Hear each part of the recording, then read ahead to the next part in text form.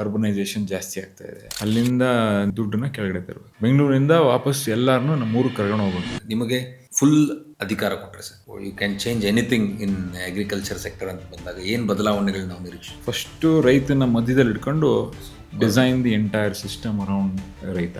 That would be my first thing I will do.